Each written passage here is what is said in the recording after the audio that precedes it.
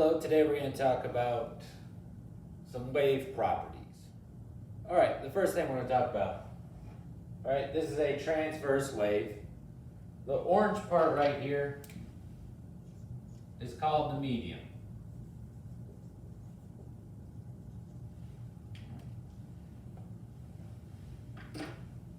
The top two are called crests. Bottom two are troughs. I probably spelled it wrong. I still don't know. Troughs. All right.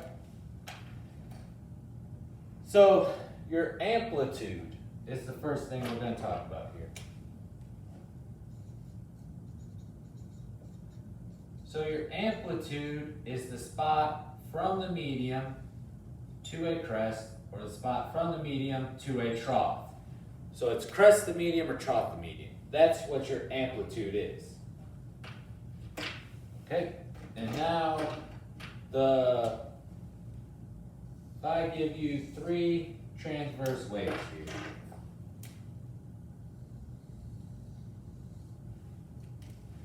One, two, and three. So their amplitudes are all different.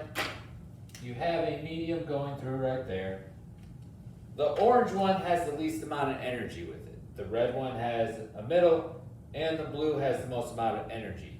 So the higher amplitude, the more energy there will be with it. So the next thing we're going to talk about is wavelengths. So I still have the amplitudes marked. I took away, so these are two crests. A wavelength is how far it is from a crest to crest, or from a trough to trough. That's what a wavelength is.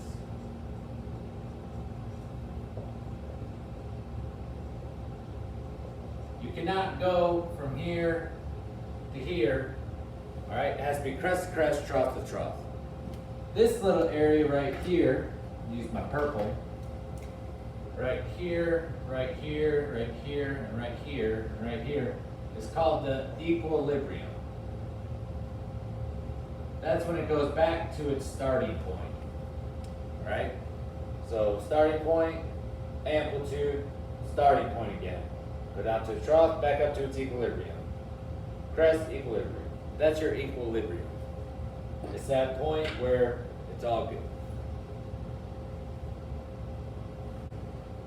And the last thing we're going to talk about just here, I know it's very sloppy and it'll kill some of you OCD people, but that's all right. A period. A period is the time required for one wavelength. The time, one wavelength. That's a period.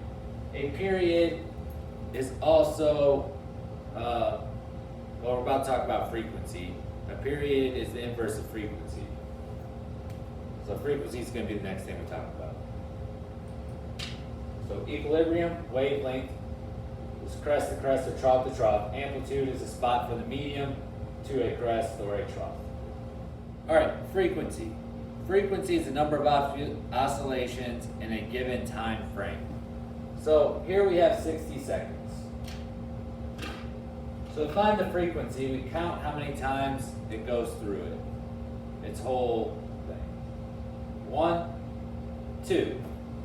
So it goes 2 in 60 seconds. So that's 1/30th, which gives you something. Should be 0.03 waves per second.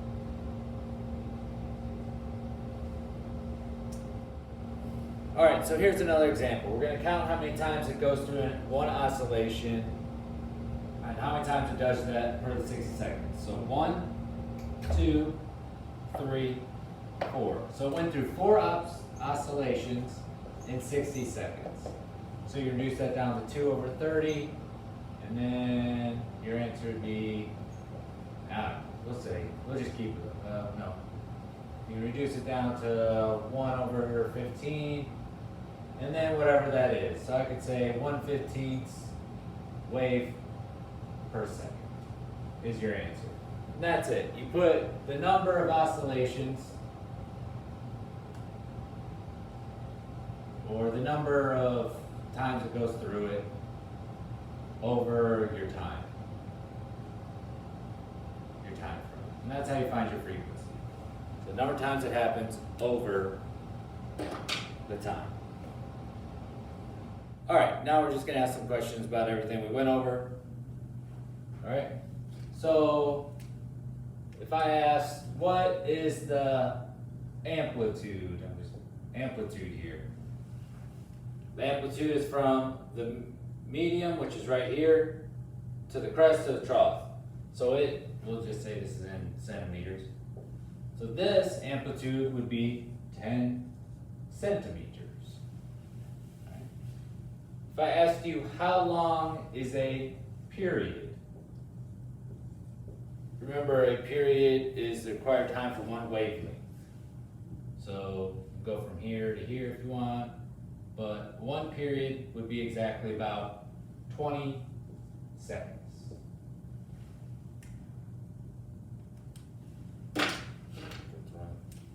All right, so at which points here is it in equilibrium? At 10, 20, 30, 40. So where is my next equilibrium going to be if this continues? The next equilibrium will be at 50 seconds because it's hitting it every 10 seconds. All right?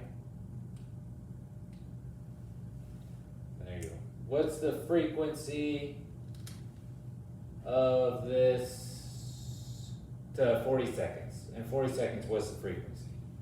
So 1, 2. So my frequency, if I just do 40 seconds, would be 2 over 40, gives me 1 over 20, which is 0.5 waves per second.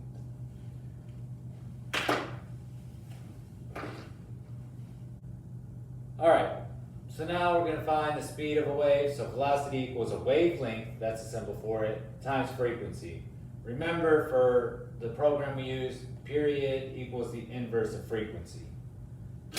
So let's say a kid sees 15 waves in 1 minute, and they are spaced 10 centimeters apart.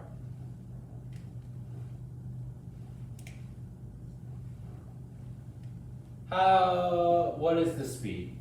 All right, so we have time, we have the number of waves, and we have the wavelength. So we have to use the number of times and the time to find the frequency first. So frequency, remember, is the number of waves over the time in seconds. So we have 15 waves over 1 minute, which is 60 seconds. So now we simplify this down to 1/4, which is 0.25. So now we have the frequency, we have the wavelength, so now all we have to do is multiply them together. So 10 times 0.25 gives me, I'm going to switch that to meters. That's what the velocity is measuring. 10 times that gives me 2.5 meters per second is my speed. All right, let's do another one. Let's say you see 30 waves, and we're trying to find the speed of the wave in 1 minute, and the wavelength is 2 meters. So what's the speed of the wave? So we have our wavelength, but we need to find our frequency. So we do 30, which is right here, over 60, which gives us 1/2, which is 0.5. So now we know what our frequency is. Now we have to find what our velocity is using our wavelength of 2 times 0.5, and that gives us 1 meter per second. Speed is measured in meters per second. So that's how you find the speed of a wave. So what if I say, using this just to give you an example, I say I have a period of 50 seconds. All right, what is my frequency? So since frequency is the inverse of period, all I do is take this, so I have a period of 50, and then I put it 1 over 50 to give me my frequency, which then gives you 0.02. All right, this has been properties of waves and speed of waves and everything else. I hope it helps out, and good luck.